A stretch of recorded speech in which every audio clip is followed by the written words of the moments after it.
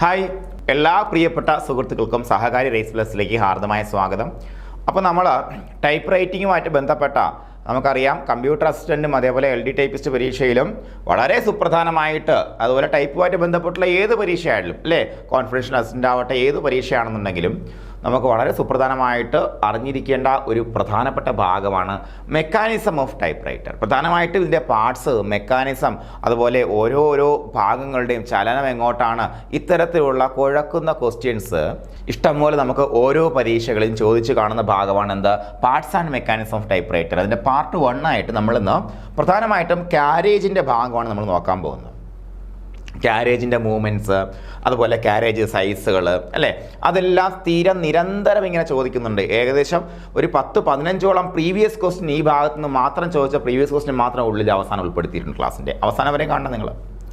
പിന്നെ ഇനി ചോദിക്കാൻ കൊള്ളാവുന്ന മോഡൽ ക്വസ്റ്റ്യൻസ് ഉൾപ്പെടുത്തിക്കൊണ്ടാണ് ഈ ക്ലാസ് വരുന്നത്. പിന്നെ നമ്മൾ അതിൻ്റെ എക്സാം ഇടുമ്പോൾ അതിനേക്കാൾ കൂടുതൽ ക്വസ്റ്റ്യൻസ് അതിനകത്ത് ഉൾപ്പെടുത്തും. അപ്പോൾ ഒരു ക്ലാസ് കണ്ടു, അതിൻ്റെ നോട്ട് ഡൗൺലോഡ് ചെയ്തു അല്ലേ, അതിൻ്റെ ക്വസ്റ്റ്യൻ ഡിസ്കഷൻ കണ്ടു, അതിനുശേഷം ആ ക്ലാസ്സുമായി ബന്ധപ്പെട്ട പ്രീവിയസ് ക്വസ്റ്റ്യനും മോഡൽ ക്വസ്റ്റ്യൻ അടങ്ങുന്ന എക്സാം കൂടെ എഴുതി നിങ്ങൾ തെളിയുമ്പോൾ ആ ക്ലാസ്സുമായി ബന്ധപ്പെട്ട് പിന്നെ ഒരു ക്വസ്റ്റ്യൻ നിങ്ങൾക്ക് എന്ത് ചെയ്യത്തില്ല, മിസ്സാകത്തില്ല എന്നുള്ള കാര്യം മനസ്സിലാക്കുക. ഓക്കെ, അപ്പോൾ എന്താണ് parts and mechanism of typewriter part 1ലേക്ക് എല്ലാവർക്കും ഹാർദമായ സ്വാഗതം. നമ്മൾ ആദ്യമായിട്ട് നോക്കുന്നത് important parts of a typewriter ആണ്. അതായത് ടൈപ്പ് റൈറ്ററിനെ സംബന്ധിച്ച് ഒഴിച്ചുകൂടാനാകാത്ത ഈ ഒരു പാർട്ടില്ലാതെ ടൈപ്പ് റൈറ്റർ എന്നൊരു മെഷീനെ ചിന്തിക്കാനേ കഴിയില്ല. അത്രയും ഇമ്പോർട്ടൻ്റ് ആയ പാർട്ടുകൾ ചോദിച്ചിട്ടുള്ള ക്വസ്റ്റ്യൻ, പ്രീവിയസ് ക്വസ്റ്റ്യൻ ആണ്. എത്ര ഇമ്പോർട്ടൻ്റ് പാർട്സ് ഉണ്ട് ടൈപ്പ് റൈറ്ററിനെന്ന് ചോദിച്ചിട്ടുള്ള ക്വസ്റ്റ്യൻ ആണ്. എത്ര? 5 ആണ് അതിൻ്റെ ഉത്തരം. ഒന്നെന്താണ് ക്യാരിയേജ്, രണ്ടെന്താണ് മെയിൻ സ്പ്രിങ്, അതുപോലെ അടുത്തെന്താണ് കീബോർഡ് അല്ലേ. കീബോർഡ് എന്തായാലും വേണം, ക്യാരേജ് എന്തായാലും വേണം. ക്യാരേജ് മൂവ് ചെയ്താലേ നമുക്ക് എന്താ ടൈപ്പ് ചെയ്യാൻ പറ്റത്തുള്ളൂ അല്ലേ.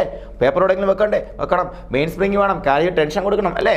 അതുപോലെ സെഗ്മെൻറ്റ്, അതുപോലെ ഇനി എന്താ വരുന്നത് റിബൺ ഇല്ലാന്നുണ്ടെങ്കിൽ മഷിയില്ല.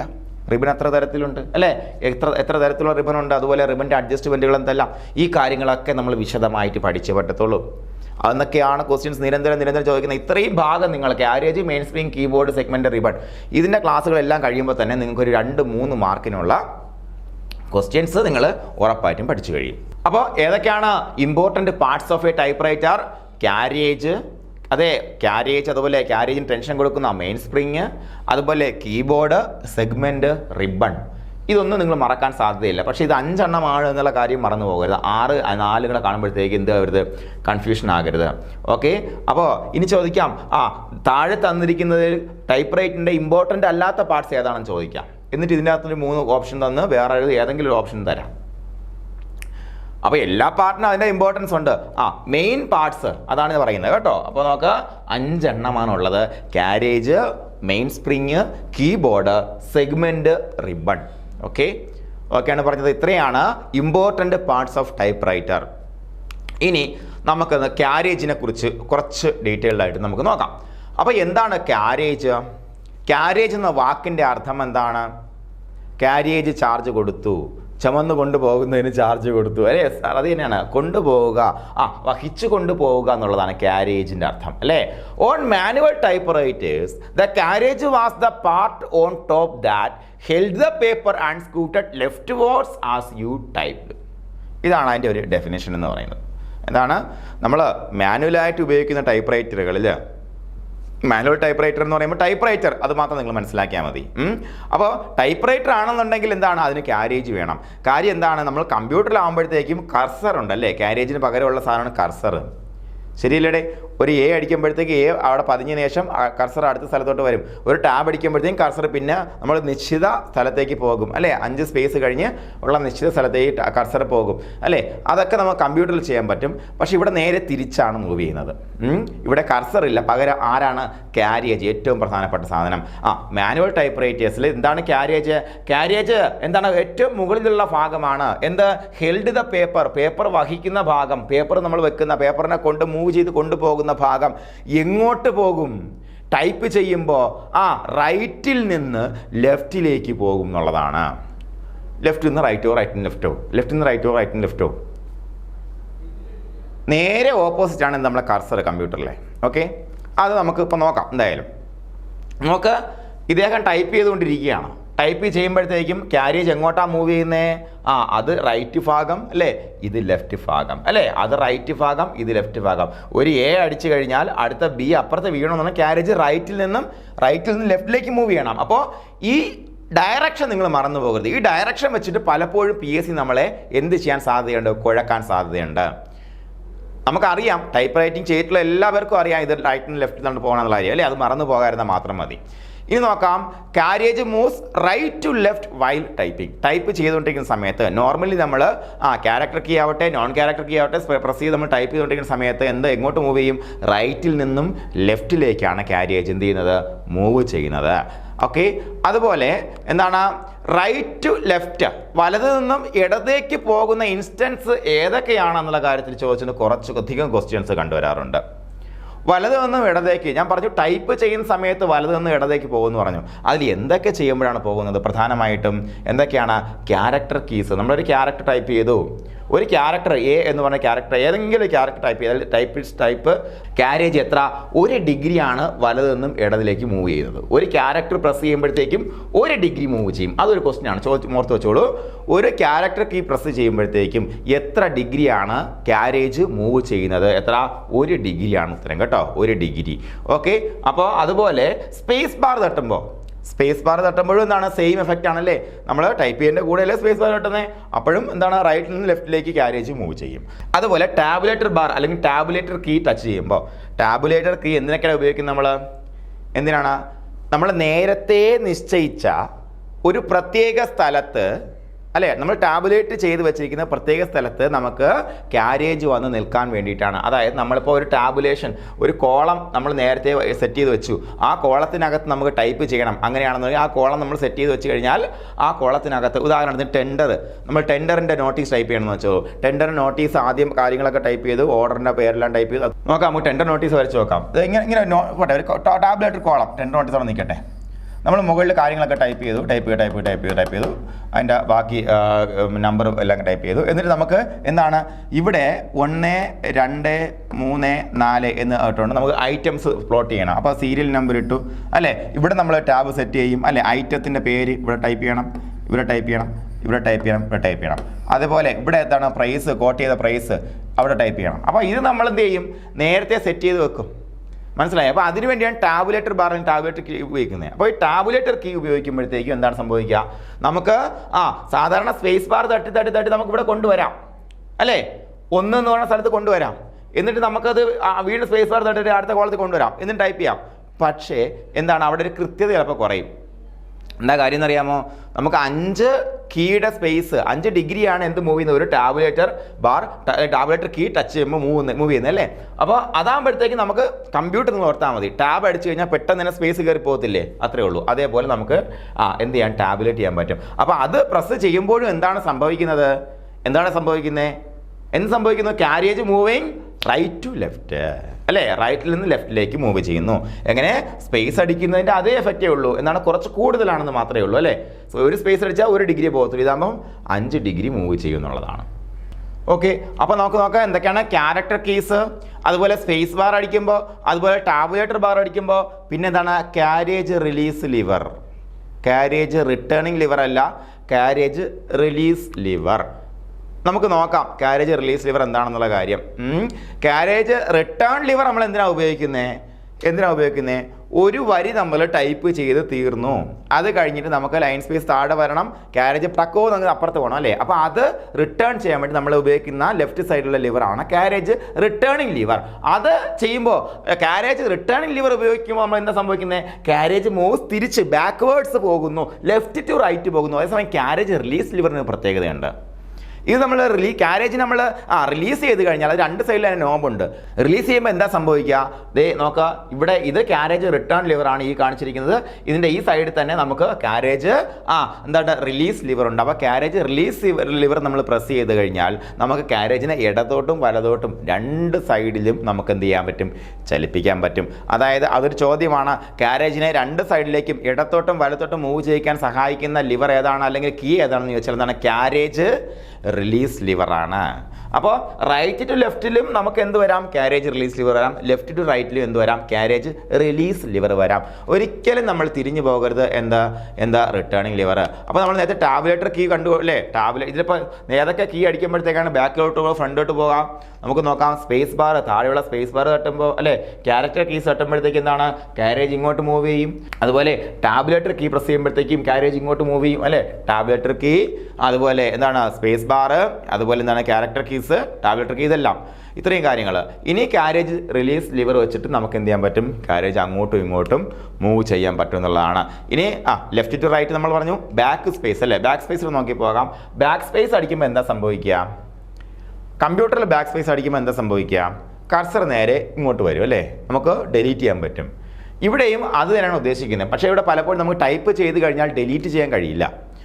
അതേസമയം നമുക്ക് എന്തായാലും ബാക്ക് സ്പേസ് വരുമ്പോഴത്തേക്കും കാരേജ് തിരിച്ച് മൂവ് ചെയ്യുന്നത് നിങ്ങൾ മനസ്സിലാക്കുക. എന്താണ്? ലെഫ്റ്റിൽ നിന്നും റൈറ്റിലോട്ട് മൂവ് ചെയ്യുന്നത് മനസ്സിലാക്കുക. പലപ്പോഴും നമുക്ക് പി ആണ് വേണ്ടതെന്ന് വെച്ചോളൂ. അപ്പോൾ അതൊരു ഓവർലൈറ്റിംഗ് ലെറ്റർ ആണ്, പി ആണ്. ഓ ആണ് നമ്മൾ ടൈപ്പ് ചെയ്ത് പോയതെന്നുണ്ടെങ്കിൽ അതിൻ്റെ മണ്ടേ കൂടെ പി അടിച്ചു കഴിഞ്ഞാൽ നമുക്ക് പി ആയിട്ട് കിട്ടും അല്ലേ? അപ്പോൾ അങ്ങനെയൊക്കെയുള്ള കറക്ഷൻസ് നടത്താൻ നമുക്ക് എന്ത് ഉപയോഗിക്കാം? ബാക്ക് സ്പേസ് ഉപയോഗിക്കാം. മറ്റ് പല കാര്യങ്ങൾക്ക് നമുക്ക് എന്ത് ഉപയോഗിക്കാം? ബാക്ക് സ്പേസ് ഉപയോഗിക്കാം. എന്തായാലും എന്ത് തന്നെ ആയിരുന്നാലും ലെഫ്റ്റ് ടു റൈറ്റ് എന്തൊക്കെയാണ്? ബാക്ക് സ്പേസ്, കാരേജ് റിട്ടേണിംഗ്, പിന്നെ ലൈൻ സ്പേസും കൂടെ ഉണ്ട്. ലൈൻ സ്പേസും എങ്ങനെയാണ്? ലൈൻ സ്പേസ് ഉപയോഗിച്ചാലും ഇത്തരത്തിൽ മൂവ്മെൻറ്റ് സാധ്യമാണ്. ലൈൻ സ്പേസ് കേട്ടോ. ലൈൻ സ്പേസ് എഴുതിക്കൊള്ളണം നിങ്ങൾ.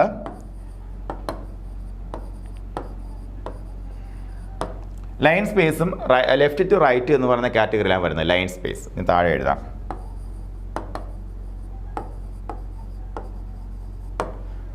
ഓക്കെയാണ് പറഞ്ഞത്?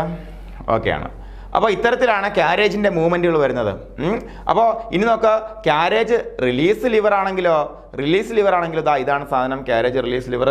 അപ്പോൾ അത് രണ്ടിലും ഞാൻ പറഞ്ഞില്ലേ, മുമ്പോട്ടും ബാക്കിലോട്ടും ലെഫ്റ്റിലോട്ടും റൈറ്റിലോട്ടും ഒക്കെ നമുക്ക് ചലിപ്പിക്കാൻ സഹായിക്കുന്ന സാധനമാണ്. അപ്പോൾ അതിനൊരു കോമൺ ഫാക്ടർ ഉണ്ട്, അതവിടെ ഇരുന്നോട്ടെ. ഓക്കെ. അപ്പോൾ ഇതാണ് കാരേജിൻ്റെ പ്രധാനപ്പെട്ട മൂവ്മെൻറ്റ്സ്. ഒത്തിരി ക്വസ്റ്റ്യൻസ് ഇതുമായിട്ട് ബന്ധപ്പെട്ട് വരാം. ഒത്തിരി ക്വസ്റ്റ്യൻസ്. ഓക്കെയാണ് പറഞ്ഞത്? Right to left character keys, അതുപോലെ സ്പേസ് ബാർ, അതുപോലെ ടാബുലേറ്റർ കീ, അതുപോലെ എന്താണ് കാരേജ് റിലീസ് ലിവർ. അത് എങ്ങോട്ട്? വലതോട്ടും ഇടതോട്ടും അല്ലേ? കോമൺ ആണത്. അതുപോലെ left to right backspace, അതുപോലെ carriage returning lever, line spacer അല്ലേ? ഇത്രയും കാര്യങ്ങളാണ് നമുക്ക് പ്രധാനപ്പെട്ട രണ്ട് തരത്തിലുള്ള ഇടതു നിന്നും വലതോട്ടും വലതു നിന്നും ഇടതോട്ടുമുള്ള മൂവ്മെൻറ്റ്സ്. ഓക്കെയാണ് പറഞ്ഞത്? ഓക്കെയാണ്. അപ്പോൾ ഇതിനകത്ത് ഒരുപാട് ക്വസ്റ്റ്യൻസ് ഉണ്ട്, നമുക്ക് പരിചയപ്പെടാം. ഇനി വരുന്നത് എന്താ വെച്ചാൽ വേരിയസ് സൈസസ് ഓഫ് കാരേജിൻ്റെ വ്യത്യസ്തമായിട്ടുള്ള സൈസുകളാണ് നമ്മൾ പഠിക്കാൻ പോകുന്നത്. Various sizes. അപ്പോൾ ആദ്യമായിട്ട് ഫുൾ സ്കാപ്പ് കാരേജ്. ഫുൾ സ്കാപ്പ് പേപ്പർ നിങ്ങൾ കണ്ടിട്ടുണ്ടോ? ഞാൻ കണ്ടിട്ടുണ്ട്. കാര്യം ഇപ്പോഴത്തെ കുട്ടികൾക്ക് ഫുൾ സ്കാപ്പ് പേപ്പർ അറിയില്ല എനിക്ക് തോന്നുന്നു. എല്ലാവരും A4 കളിയാണ്. A4 പേപ്പറാണ്. A4 മുന്നേ കുറച്ചധികം നീളമുള്ള, കുറച്ചുകൂടെ വീതി താരതമ്യേന കട്ടി കുറഞ്ഞ പേപ്പറിൽ നമ്മൾ പണ്ട് പരീക്ഷ എഴുതുക. നമ്മളെ പ്രായത്തിലുള്ള ആൾക്കാർ പരീക്ഷാ പേപ്പർ മേടിക്കാൻ കിട്ടത്തില്ലേ? നീളത്തിന് കിട്ടുന്ന പേപ്പർ, അതാണ് ഫുൾ സ്കാപ്പ് പേപ്പർ. അപ്പോൾ അതിൻ്റെ പ്രത്യേകത എന്താ? വീതി താരതമ്യേന കുറവാണെന്നുള്ളതാണ്. അത് എവിടെ ഉപയോഗിക്കുന്നത്? നമുക്ക് ഇതേപോലുള്ള പോർട്ടബിൾ ടൈപ്പ് റൈറ്ററുകളിൽ ഉപയോഗിക്കുന്ന സാധനമാണ് ഫുൾ സ്കാപ്പ്. അത് എത്ര ഡിഗ്രി ഉണ്ട്? 80 മുതൽ 100 ഡിഗ്രി വരെ വരുന്ന അത്രയും സൈസുകൾ വരുന്ന കാരേജുകളെ നമ്മൾ ഫുൾ സ്കാപ്പ് കാരേജ് എന്ന് വിളിക്കും. 2-3 തവണ ഈ ഫുൾ സ്കാപ്പ് കാരേജ് എൻ്റെ ക്വസ്റ്റ്യൻ റിപ്പീറ്റായിട്ട് ചോദിച്ചിട്ടുണ്ട്.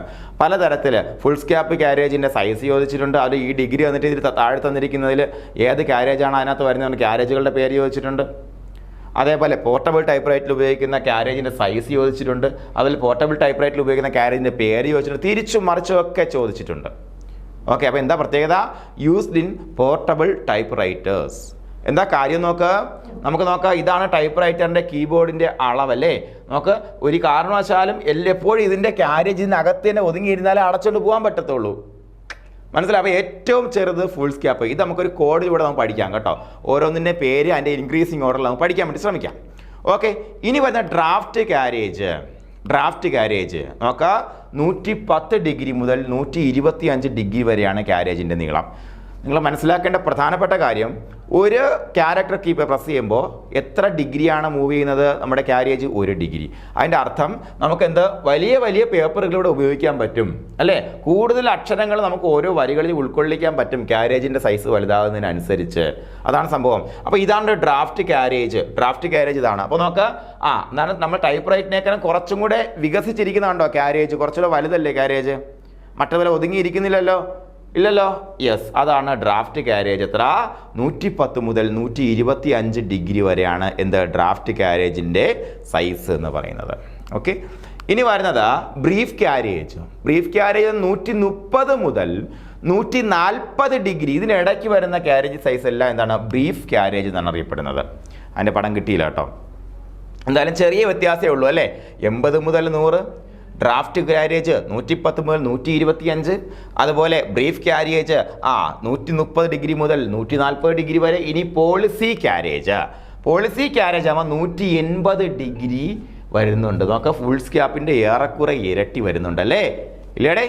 വരുന്നുണ്ട്. അപ്പോൾ നമുക്ക് ഇതാണ് ഒരു പോളിസി ക്യാരേജ്. ഓക്കെ, ഇത് നമുക്ക് തോന്നും ഇത് അത്രയും നീളമില്ലല്ലോ എന്ന് തോന്നാം. പക്ഷേ എന്താണ്, ഈ ടൈപ്പ് റൈറ്ററിൻ്റെ കീബോർഡ് കുറച്ചുകൂടെ വികസിച്ചത് കൊണ്ടാണ് നമുക്കത് ഫീൽ ചെയ്യാത്തത്. അതേസമയം പോർട്ടബിൾ ടൈപ്പ് റൈറ്റർ ആകുമ്പോഴത്തേക്ക് ഇതിനകത്ത് എല്ലാം കൂടെ ഒതുക്കും. ഇത്ര സൈസുള്ള എല്ലാം കൂടെ ഒതുക്കും. ഓക്കെ, അപ്പോൾ ഇതാണ് പോളിസി ക്യാരേജ്. 180 ഡിഗ്രി. അവിടെ എന്തില്ല? ശ്രദ്ധിക്കുക, അവിടെ എന്തില്ല? അവിടെ റേഞ്ച് ഇല്ല. റേഞ്ച് ഇല്ലാത്തത് കൊണ്ട് തന്നെ ഇടയ്ക്കൊരു ക്വസ്റ്റ്യൻ ചോദിച്ചിരുന്നു, താഴെ തന്നിരിക്കുന്നത് ക്യാരേജ് സൈസുകൾ അല്ലാത്തത് ഏത്? ഇതിനിടയ്ക്കുള്ള പല നമ്പർ തന്നു. അതിനുശേഷം അതിൻ്റെ കൂടെ 160 കൂടെ തന്നിട്ടുണ്ട്. പ്രീവിയസ് ക്വസ്റ്റ്യൻ ആണ്. 160 ഡിഗ്രി. 160 ഡിഗ്രി ക്യാരേജ് സൈസ് ഇല്ല. കാരണം എന്താണ്? ഇവിടെ റേഞ്ച് ഇല്ല. 180 ഒറ്റ സൈസേ ഉള്ളൂ പോളിസി ക്യാരേജ്. ഓക്കെ, അത് തെറ്റിപ്പോണ ക്വസ്റ്റ്യൻ ആണോ അതൊക്കെ നമുക്ക്. ഇനി നമുക്ക് നോക്കാം. ഇനി എന്താ പറയുന്നത്? Manifest carriage. മാനിഫെസ്റ്റ് 240 ഡിഗ്രിയാണ് സൈസ്. അതേപോലെ എക്സ് മാനിഫെസ്റ്റ് അത് പിന്നെ വലുതാ. എത്ര? 280 ഡിഗ്രി സൈസ് ഉണ്ട്. 280 ഡിഗ്രി സൈസ് കണ്ടോ? അങ്ങനെ വികസിച്ചങ്ങ് ഇരിക്കുക ആശാൻ. ഇവിടെ തൊട്ട് ഇങ്ങേ അറ്റം വരെ ഉണ്ട്. അപ്പോൾ ഇതാണ് എക്സ് മാനിഫെസ്റ്റ് ക്യാരേജ്. ഇനി നമുക്ക് ഇതൊരു കോഡിലൂടെ മനസ്സിലാക്കാൻ നോക്കാം. എന്തൊക്കെയാണ് നമുക്ക് മനസ്സിലാക്കേണ്ടേ? Foolscap carriage, draft carriage, brief carriage, policy carriage, manifest carriage, ex manifest carriage. അപ്പോൾ ഇത് നമുക്ക് ഇൻക്രീസിങ് ഓർഡറിൽ ഓർത്തിരുന്നാൽ ഈ ഡിഗ്രി സൈസും കൂടെ ആയിക്കഴിഞ്ഞാൽ നമുക്ക് കിട്ടും. എന്തായാലും നിങ്ങളൊരു ചാർട്ട് പ്രിപ്പയർ ചെയ്യുക. അതിനോടൊപ്പം ഇത് ഓർത്തിരിക്കാൻ വേണ്ടി നോക്കാം. ഞാൻ രാവിലെ കുളിച്ചൊരുങ്ങി, ആദ്യം ഫുൾ സ്കാപ്പ് എടുത്ത് വെച്ചു, തലയിൽ തൊപ്പി വെച്ചു. അതിനുശേഷം ഞാൻ ഒരു ഡ്രാഫ്റ്റ് എഴുതി. എന്തിനു വേണ്ടി? എനിക്ക് പോളിസി എടുക്കാൻ വേണ്ടി ഡ്രാഫ്റ്റ് എഴുതിയതിന് ശേഷം ഞാൻ ബ്രീഫ് ധരിച്ചു. ഡ്രസ്സും ധരിച്ചതിന് ശേഷം പിന്നെ പോളിസി അല്ലേ? പോളിസി എടുക്കാൻ വേണ്ടി ഞാൻ പോയി. പോളിസി എടുത്തു. നോക്കുക എന്തൊക്കെയാണ്? ഞാൻ കുളിച്ചൊരുങ്ങി, ഫുൾ സ്കാപ്പ് ധരിച്ചു. ആദ്യം ക്യാപ്പ് ധരിച്ചുകൊണ്ട് മാത്രം, നിങ്ങളിത് ചിത്രത്തിൽ കാണുന്ന പോലെ കാണണം കേട്ടോ. ആദ്യം ഞാൻ കുളിച്ചൊരുങ്ങിയിട്ട് ഫുൾ സ്കാപ്പ് ധരിച്ചു. അത് കഴിഞ്ഞിട്ട് ഞാൻ ഡ്രാഫ്റ്റ് എഴുതി. എന്തിന്? പോളിസി എടുക്കാൻ വേണ്ടി. അതിനുശേഷം ഞാൻ ബ്രീഫ് ധരിച്ചു. തൊപ്പിയായി, ബ്രീഫായി, ബാക്കി ഉടുപ്പെല്ലാം ധരിച്ചു. അപ്പോൾ ഒരു ബ്രീഫ് ധരിച്ചു. ഓർക്കുക, പിന്നെ ഞാൻ പോളിസി എടുക്കാൻ പോയി. ഓക്കെ, തൊപ്പി വെച്ചു, ഡ്രാഫ്റ്റ് എഴുതി, ബ്രീഫ് ധരിച്ചു, പോളിസി എടുക്കാൻ പോയി. അപ്പോൾ ഈ മാനിഫെസ്റ്റ് എന്താ അർത്ഥം? Manifest, he manifest the symptoms of leprosy എന്ന് പറഞ്ഞാൽ ലെപ്രസിയുടെ സിംറ്റംസ് അവൻ കാണിച്ചു. കാണിക്കുക, പ്രകടിപ്പിക്കുക എന്നുള്ള മാനിഫെസ്റ്റ്. അപ്പോൾ ഞാൻ പോളിസി എടുക്കാൻ പോയി, എനിക്ക് അസുഖത്തിൻ്റെ ലക്ഷണങ്ങൾ വന്നു. അസുഖത്തിനെതിരെ അസുഖം വന്നു കഴിഞ്ഞാൽ ചികിത്സിക്കാനാണ് പോളിസി എടുക്കാൻ പോകുന്നത്. അല്ലെങ്കിൽ ചത്തുപോയാൽ നമുക്ക് ഒരു ഇത് കിട്ടാൻ വേണ്ടി പോളിസി എടുക്കാൻ പോകുന്നത് അല്ലേ? അപ്പോൾ പോളിസി എടുക്കാൻ പോയി, അത് കഴിഞ്ഞ് എനിക്ക് അസുഖത്തിൻ്റെ ലക്ഷണങ്ങൾ വന്നു, അസുഖം പോയി. എക്സ് മാനിഫെസ്റ്റ്, അസുഖം പോയി. എക്സ് പോയി അല്ലേ? നെഗറ്റീവ്. ഇങ്ങനെ മനസ്സിലാക്കി വയ്ക്കുക. അപ്പോൾ എന്താണ്? ഞാൻ കുളിച്ചൊരുങ്ങി, ഫുൾ സ്കാപ്പ് ധരിച്ചു, പോളിസി എടുക്കാൻ വേണ്ടി ഡ്രാഫ്റ്റ് അപേക്ഷ എഴുതി, അത് കഴിഞ്ഞ് ബ്രീഫ് ധരിച്ചു, പോളിസി എടുക്കാൻ പോയി, അസുഖത്തിന് ലക്ഷണം വന്നു, അസുഖം പോയി. Foolscap carriage, draft carriage, brief carriage, policy carriage, അസുഖ ലക്ഷണം മാനിഫെസ്റ്റ് ക്യാരേജ്, അസുഖം പോയി, എക്സ് മാനിഫെസ്റ്റ് ക്യാരേജ്. ഓക്കെയാണ്. ഇങ്ങനെ പഠിച്ചാൽ നമുക്ക് അതിൻ്റെ ഓർഡറിൽ നമുക്ക് ഓർത്ത് വയ്ക്കാൻ പറ്റും. ഞാനിതിപ്പോൾ എൻ്റെ മനസ്സ് തോന്നിയ കാര്യം പറയാം. നിങ്ങൾക്ക് ഇതിനേക്കാളും രസകരമായിട്ടുള്ള കാര്യങ്ങൾ ചിന്തിച്ച് വയ്ക്കാം കേട്ടോ. ചിന്തിച്ച് വയ്ക്കാൻ പറ്റും. അപ്പോൾ ഈ സൈസും കൂടെ നമ്മൾ പഠിച്ചു കഴിഞ്ഞാൽ ഈ കാര്യങ്ങൾ നമുക്ക് വളരെ ക്ലിയർ ആയിട്ട് മനസ്സിലാക്കി വയ്ക്കാൻ പറ്റും എന്നുള്ളതാണ്. എന്ത് ചെയ്യുക, നിങ്ങൾ ഈ കാര്യങ്ങളൊക്കെ മനസ്സിലാക്കുക, അതിനുവേണ്ടി നിങ്ങളുടേതായുള്ള ടെക്നിക്കൽ ഡെവലപ്പ് ചെയ്യുക. മറന്നു പോകാതിരിക്കാൻ വേണ്ടി ഞാൻ പറഞ്ഞു വരുന്നത്, എപ്പോഴും നമ്മൾ ഈ കോഡും കാര്യങ്ങളൊക്കെ ഉപയോഗിക്കണം. അല്ലെങ്കിൽ നമുക്ക് ഇതേപോലെ വിഷ്വൽ ഇമ്പാക്റ്റിലൂടെ നമ്മൾ ചാർട്ടൊക്കെ പ്രിപ്പയർ ചെയ്ത് പഠിക്കേണ്ടത് ഇതേപോലുള്ള മാറിപ്പോകുന്ന കാര്യങ്ങളാണ്. അപ്പോൾ അതുകൊണ്ട് തന്നെയാണ് PSC പലപ്പോഴും ഈ ഭാഗങ്ങൾ ഇട്ടിട്ട് നമ്മൾ കുഴപ്പിച്ച് ചോദിക്കുന്നത്. അപ്പോൾ എല്ലാ പേർക്കും അഡ്വാൻസ് ആയിട്ട് വിജയാശംസകൾ നേർന്നുകൊണ്ട് നിർത്തുകയാണ്. Thank you.